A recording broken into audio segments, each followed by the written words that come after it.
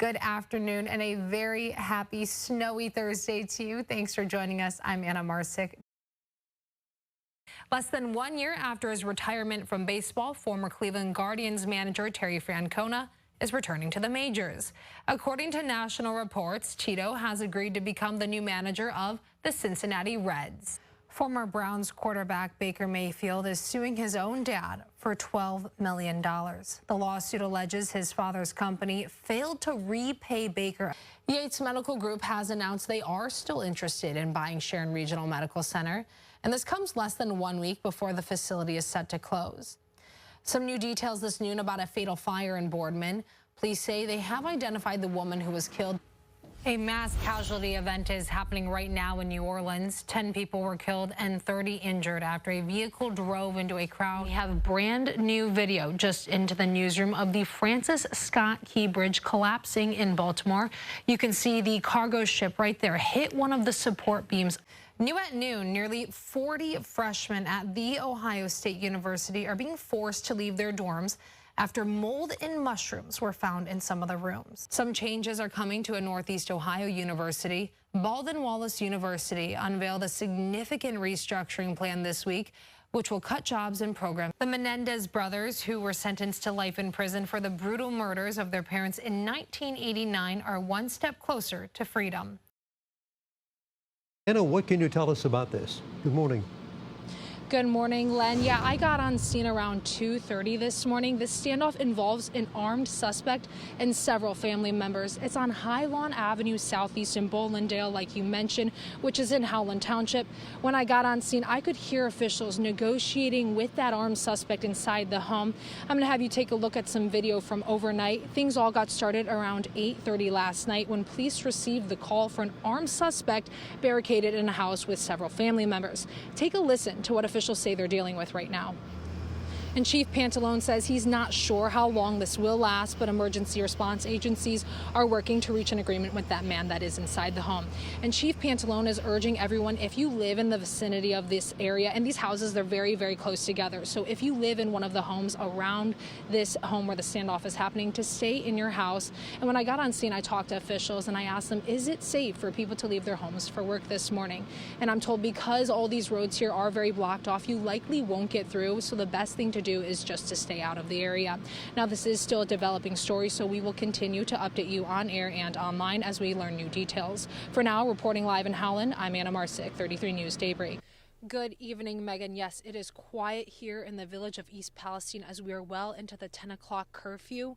I'm at the East Palestine High School where the American Red Cross has been offering food and shelter, a place for people to sleep as they have had to evacuate their homes. Earlier today, Norfolk Southern was up the street at the City Park Community Center working with evacuees who have now incurred expenses from having to leave their homes. No more graduations, no more birthdays, no more holidays, no more anything. A courtroom filled with emotion as 29-year-old Shamara Green was sentenced to 7 to 9 years in prison for the May 19th shooting death of 13-year-old London Jones. I know I can't change it, but I'm sorry. I'm sorry. You bear the responsibility for that. Someone is injured. You can't call that an accident. It's an intentional act because you know what a gun can do. Green pleaded guilty in September on charges of involuntary manslaughter. Police say she was at an outdoor party on Carroll Street arguing with someone, then pulled out a gun and fired several shots. London was just standing on the sidewalk when she was hit. I hurt much as they hurt, and that if I could change it that day, I would love to change it. It's not that I don't worry about, that I think about, what had happened. Dynasty Jones, London's sister, says this death shattered her, and it hurts even more because Green was so close to their family. We loved you like you was ours, but I don't think you cared and you loved us like we loved you. I don't think you cared about me or London when you pulled that gun out and started shooting at me. I feel you didn't care whose lives was in your hand at that moment. My baby sister was out there. I talk to them kids every day. I see them kids every day. I want to see them all the time. I picked them up from school. They was my own. London's mom says her daughter was uplifting and had a bright soul. To know my baby was to love her. Her smile would brighten up a room. The love she gave, you could feel from miles away. In Mahoning County, Anna Marsick, WKBN 27 First News. First News morning anchor Anna Marsick joining us live this morning from Judy Cafe on how to grab a cup of joe and support a great cause in the process. Good morning, Anna. Good morning, Josh. Yeah, I hope everybody is ready for a journey filled with a lot of caffeine and a lot of great coffee. The Rescue Missions Coffee Trail officially kicks off at 9 a.m. today. Right now, I'm live at Junie Cafe, and I'm joined by Danielle and Mikael. Thanks so much for being here this morning. Thank you for being here. So why did Junie want to be a part of the Rescue Missions Coffee Trail this year? Oh, absolutely. It was very important to us. And another cool thing that they have this year, when you do get your physical trail guide, you'll see this QR code here. If you scan that with your phone, that'll take you to an interactive Google map, so you can see what the different coffee shops are offering, as well as where they're located. So if you want to plan out your trail, that's a great tool to use. I have to say, 2024 has really been a year of learning and growing for me. And my favorite lessons that I learned this year are that adversity creates opportunities and that you should focus on receiving and not reacting, because there's really so much power in just sitting back and observing with logic and not emotion. How about you? What's your favorite lesson you learned? That's so good. Mine would probably be that good things take time. I think I'm an impatient person. Yeah.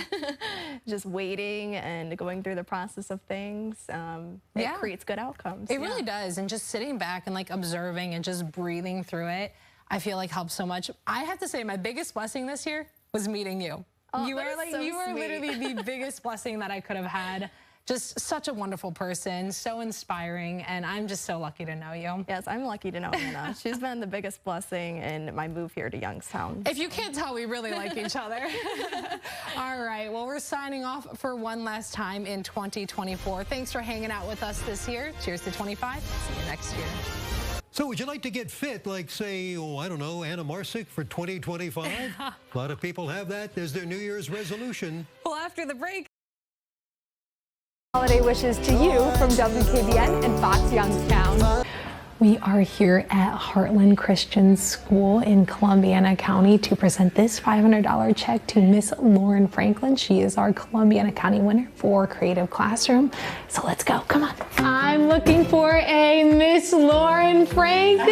Hello, you are our Columbiana County winner for our Creative Classroom contest. We're here to give you this $500 check. Thank you. How are you planning to use this money?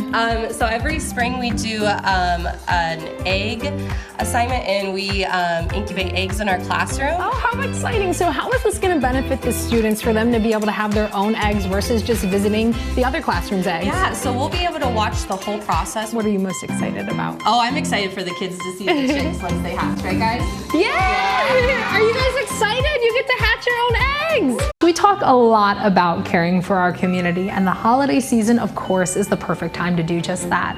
So for Christmas, we're talking about our Toys for Tots campaign. The Marines are going to bring these toys and they're going to give them to kids here in the Valley so everybody can have something under their Christmas tree this year. We look forward to seeing you here.